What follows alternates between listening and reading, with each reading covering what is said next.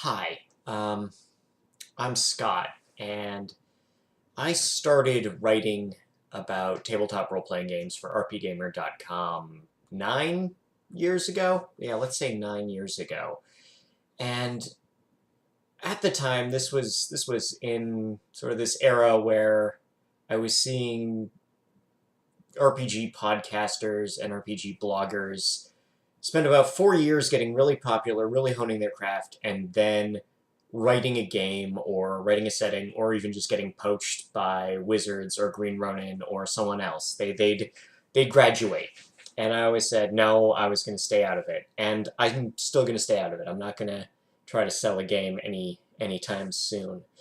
But now we're in a scenario where just a huge amount of people are coming into the hobby brand new, just absolutely whole cloth. And hat tip to Mercer and Geek and Sundry and the McElroys and Will Wheaton for not just evangelizing the hobby, because I don't think they're going out there like kicking in doors and handing out players' handbooks to anyone, but they're just performing the hobby in an interesting way, demonstrating a version of tabletop role playing to the world, and it's cool to see people come in. But as I see people come in and people talk more and more about starting games, I find myself thinking about what a D&D setting is, what I would do for players, and I've always been reluctant to write down my setting notes because ultimately I don't think they read all that interestingly. I don't think they're of value to anyone but me, so I don't type them up. They're just, I ditch the notebooks when I'm done. They're all handwritten, and the notebook goes in recycling when it's full or the campaign's over. Because I'll remember the good bits and recycle those, or just because I'm embarrassed about how dumb they seem. And coming back to not selling them is that if I typed them up, what would I have? Uh, it's not like I'd have to put in even more work to try to turn it into even just a PDF on the DM's Guild, right? Like laying it out in columns and adding art and diagrams and maps and useful charts and handy sidebars and all the other things that you want in a setting supplement or even an adventure. And if I don't do that, then I just have an 80-page doc file that my players don't read because the setting, well, it's just dead words. It's not setting, it's just background, right? Like setting happens when you start playing it and you tell players where they are and what they're doing, and that's when setting happens. The map is not the territory, as Robert Nero said when he wanted to look smart in Ronin. And so here I am thinking, but I still want to talk about all these ideas about setting. So here I am talking about what I think setting is and what I would do as a hypothetical setting for wholly new players. And it starts with this, actually. This is, oh god, can I show that without? Yeah, so this is a map by DeviantArtist EotBeholder, and it is the only fantasy world map you will ever need. And link for the actual version down there in the doobie-doo. But the actual sort of thing is that it doesn't have proper nouns on it. It has the tropey sort of descriptions of it, where you have the tiny bickering fiefdoms and the big crimey crapsack town and, ancient Sumerian offal and a bunch of other fun elements. Like these are game tropes. These are fun things to have in your game, and you're just going to call them what they are. That you go to the Dragon Kingdoms or Ninja Town or whatever, because that's how I'm going to remember it, and hell, that's how half players remember it. And you don't necessarily need to stick weird names on everything to get your point across in this guy's case. And it's totally a joke, but I love it because if I'm going to run D&D for people, I'm going to run D&D. I've got a shelf full of books downstairs for things that aren't D&D.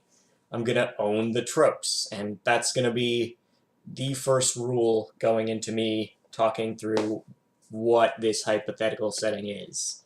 It's own the tropes of D&D, and that doesn't mean I have to be bad at it or just be cheesy or play it tongue-in-cheek, although the tongue will be in cheek for most of it. I can't escape being silly. But that's where we start. That's where you start. Is this book says start by choosing a tone, and my tone is D&D, a crazy, weird, silly mix of Tolkien and Vance and Moorcock and Howard and a half dozen other fantasy writers that have all been stapled together and then built up by Weiss and Hickman and Bob Salvatore and Ed Greenwood and all half dozen other guys, right? This is the game. It is this weird thing that we have assembled from a bunch of other weird things we thought were cool. And so we're going to put that to our players. That is rule 1, own your tropes, and keep your influences. Rule 2 is keep your influences in mind. This is how I'm going to go. I think the next thing it says is define your cosmology, but we're going to skip that. We are going to skip that. Is part 2? Yeah, pretty much. Part 2 is choose your pantheon, choose your cosmology. And no, that comes later. I think we're going to start kind of low res and then zoom in, and I'm not even necessarily going to have a 4K idea of what this setting will be, because I want to leave room for my player to show up and say, hey, I want to be a paladin, and then I'm going to talk to them about what would be cool for paladins to be like in the world, or I'll have my 3 bullet points to start, and then I want them to add 2 more, and maybe those only count for their character or their particular class, their particular order of paladins, or what have you. But I want that's what I want. I want 3 bullet points or a semi-medium res JPEG that we can tighten up as the game actually happens. Because starting with a big old pile of notes, I feel like it makes me say no more than I should be saying yes, or the real power move of game mastering. You tell me, right? Don't say no, say yes, or you tell me. That's not a rule for this vlog. This is just a rule for how I run games, or how I want to run games. And so, I'm not gonna choose a cosmology until, someone has the ability to contact another plane, and then that matters. And a pantheon's going to come up fast, because someone's going to say cleric. So I think I'm going to do this player first. So in part 2, I'm going to sit down and I'm going to grab the player's handbook, and I'm going to say, what does a player see first in that book, and what things do I have to define for players? So next time, what does a player see first? What does that mean? This will get tighter after this. This is a weird preamble. I might call this episode 0 instead of episode 1, but well begun, half done, something like that. All's well that ends well. This will make more sense as I go. Maybe. I hope. Either way, this is me rambling on about setting for a video a week for a very long time, I suspect.